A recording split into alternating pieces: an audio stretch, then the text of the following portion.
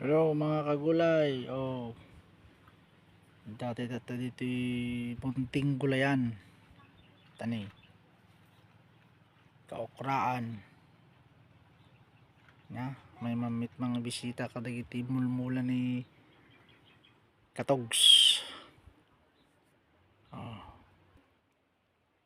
Dati mit ni mula ng sibuyas. Sibuyas kano, sibuyas nga puraw. Tani nagita ti sibuyas nga puraw. Libre pagalanti Ricardo. Yan, dito lang dito ikakabsat. Agpabimapor. Si Itan. So yun lang kakabsat. Ingat-ingat tayo amin.